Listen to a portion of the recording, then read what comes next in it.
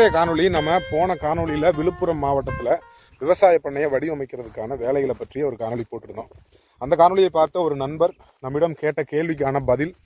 அவருக்கு மட்டும் இல்லை, இன்றைய சூழ்நிலையில் நிறைய பேர் விவசாயம் செய்ய வந்துக்கிட்டு இருக்கீங்க. அவர்கள் மனதில் நிறைய குழப்பங்கள் இருக்குது, செலவு செய்ய தயங்குறாங்க. இதில் நம்ம செலவு செஞ்சிட்டோம்னா எப்படி நம்ம திரும்ப எடுக்கிறது, இப்படி நல்லா நிறைய குழப்பங்கள் இருக்குது இல்லையா?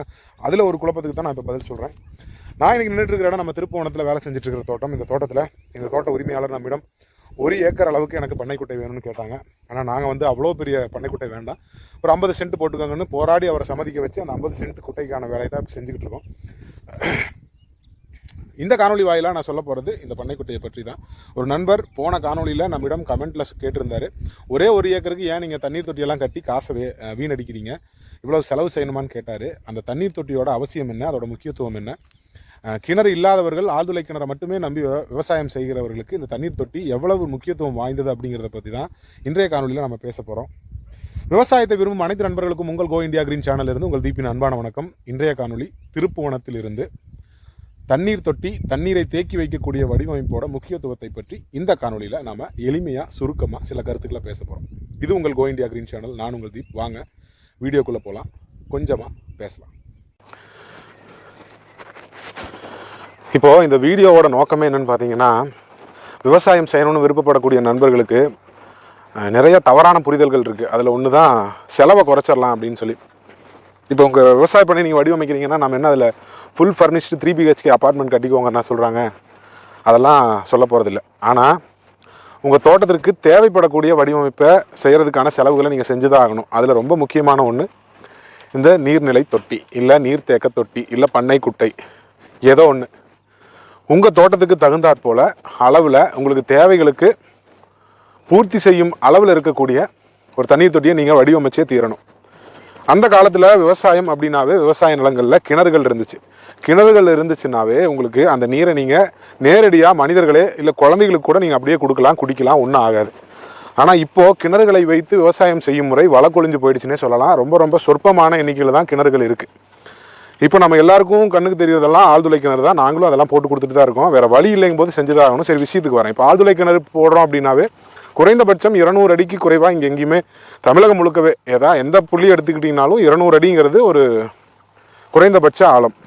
200 அடிக்கு கீழே போகக்கூடிய ஆழ்துளை கிணறுலேருந்து பெறக்கூடிய நீரை நீங்கள் பயன்படுத்தணும்னா அது அப்படியே நீங்கள் பயன்படுத்தக்கூடாது. ஒரு விவசாயம் அப்படிங்கிறத நீங்கள் தெளிவாக புரிஞ்சுக்கணும். விவசாயம் என்பது ஒரு மரம் போல். அந்த மரத்துடைய ஆணிவேர் அப்படிங்கிறது பல்லுயிர் பெருக்கம் தான்.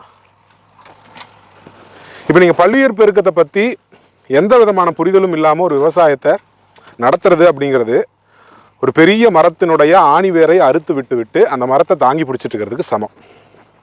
நல்லா புரிஞ்சுக்கோங்க.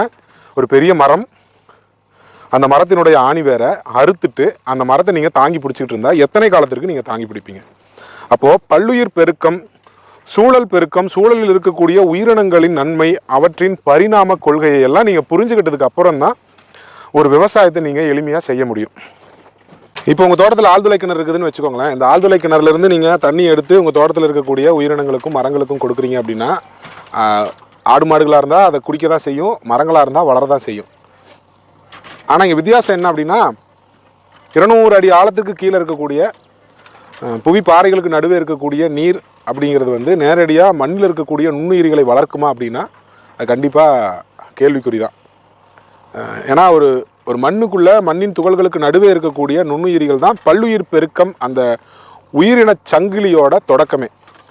அந்த தொடக்கமே உங்களுக்கு டிஸ்டர்ப் ஆகுது அப்படின்னா அது தொட்டு பின்னாடி வரக்கூடிய நுண்ணுயிரிகள் அனைத்துமே ஏதாவது ஒரு வகையில் தொந்தரவுகளுக்கு ஆளாகும்.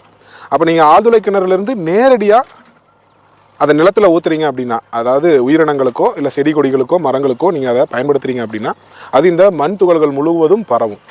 அப்படி மண் துகள்கள் முழுவதும் பரவி அந்த மண் துகள்களுக்குள்ளே போயிடுச்சு அப்படின்னா அது நுண்ணுயிரிகளை நேரடியாக பாதிப்புக்கு உருவாக்கும்.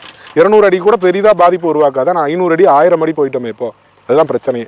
500 அடிக்கு கீழே போகுது அப்படின்னா அந்த நீரில் இருக்கக்கூடிய சூழ்நிலைக்கு ஒவ்வாத, தகாத நிறைய உப்புக்கள், உயிரினங்களால் செரிக்க முடியாத உப்புக்களாக இருக்கக்கூடிய அந்த நீரை நீங்கள் நிலத்தில் ஊற்றும்போது கிட்டத்தட்ட மண் துகள்களுக்கு நடுவே இருக்கக்கூடிய நுண்ணுயிரிகளை நீங்கள் சாகடிக்கிறீங்கன்னு தான் பொருள். அந்த உயிர் வந்து அந்த நீரை பயன்படுத்தி இங்கே உயிர் வாழாது. பொதுவாகவே உயிர் அப்படிங்கிறத நீங்கள் எளிமையாக புரிஞ்சுக்கணும் அப்படின்னா ஹைட்ரேட்டட் தான். அது ஒரு செல் உயிரியாக இருந்தாலும் சரி, பல கோடிக்கணக்கான செல்கள் கொண்ட மனிதனாக இருந்தாலும் சரி, டீஹைட்ரேட் ஆகிட்டோம் அப்படின்னா உயிர் அந்த உடம்புல தங்காது. அப்போது இவ்வளோ பெரிய உடம்பே டீஹைட்ரேட் ஆகும்போது நம்மளுக்கு எவ்வளோ கஷ்டமாக இருக்குது. அப்போ ஒரு செல் உயிரி டீஹைட்ரேட் ஆச்சுன்னா அது கிட்டத்தட்ட சமாதி நிலைக்கு போயிடும்.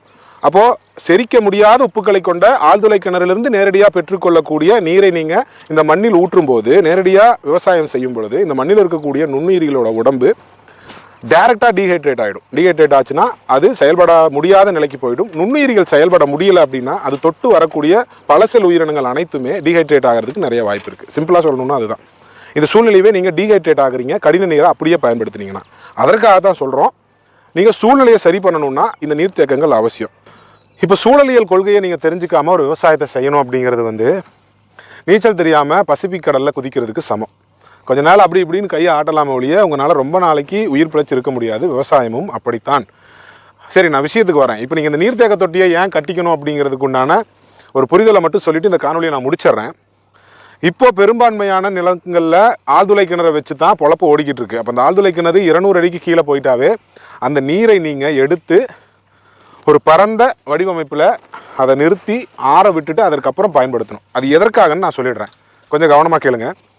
இந்த இடம் இப்போ நான் நடந்து போயிட்டுருக்கிற இடம் பார்த்தீங்கன்னா 10 ஏக்கர் அப்படி வால் மாதிரி நீளமாக இருக்குது. கிட்டத்தட்ட 1300 அடி நீளம் கொண்ட இந்த இடத்துல 10 ஏக்கரில் எனக்கு 1 ஏக்கராவது பண்ணைக்குட்டை வேணும்னு சொல்லி இந்த நில உரிமையாளர் கேட்டார். எதற்கு 1 ஏக்கர் கேட்குறீங்க அப்படின்னு கேட்டதுக்கு, நாம் மட்டும் பயன்படுத்தினா பத்தாது, காக்கா குருவிகள், ஆடு மாடுகள், நாய் நரி எல்லாமே வந்து நீர் பருகட்டும்னு சொல்லும்போது எங்களுக்கு ரொம்ப மகிழ்ச்சியாக இருந்துச்சு.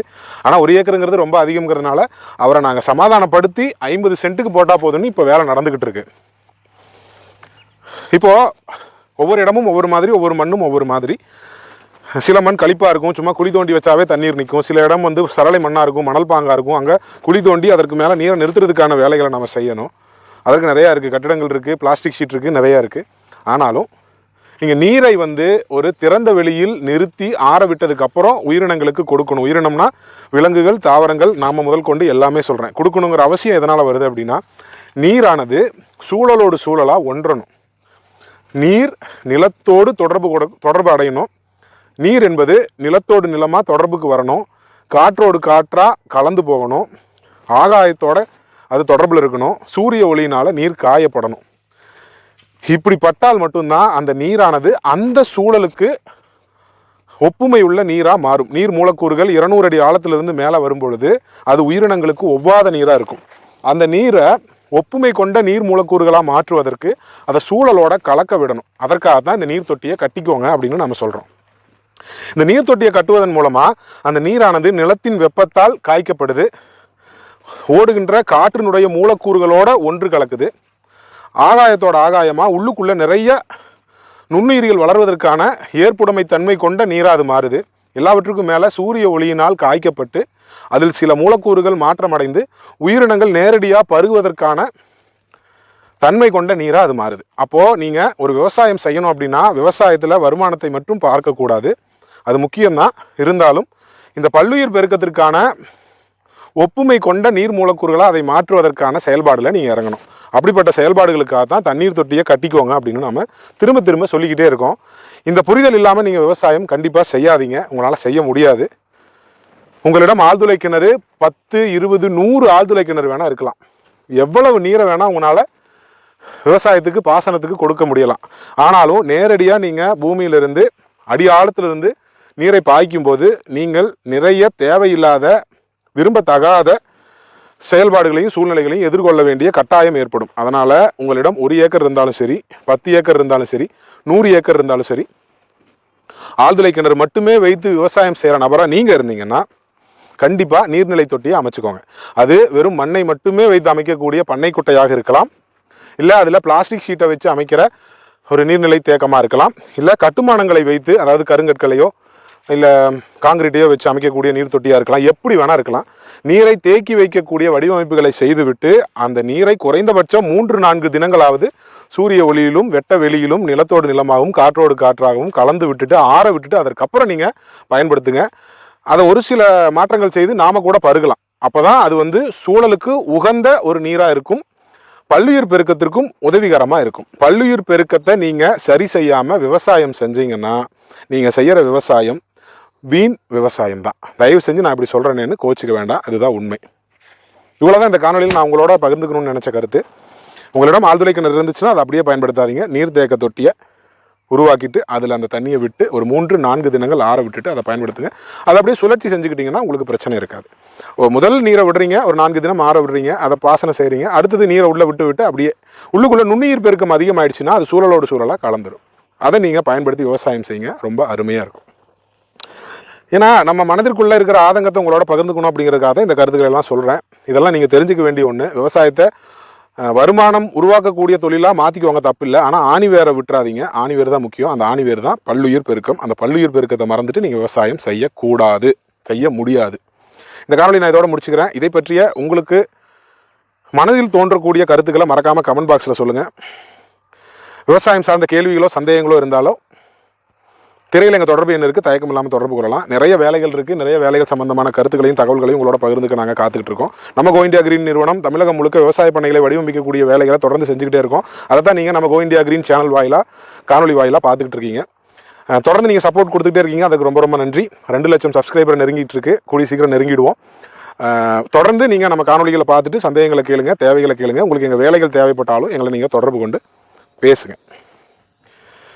இன்னும் நிறைய கருத்துக்கள் இருக்குது. நிறைய வகையான இடங்களிலிருந்து நிறைய வேலைகள் மூலமாக நிறைய கருத்துக்கள் வாயிலாக உங்களை சந்திக்க நான் காத்துக்கிட்டு இருக்கேன்.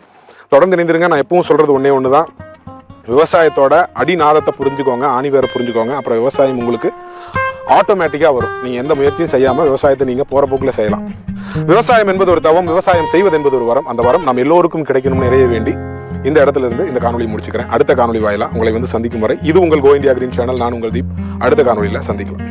நன்றி.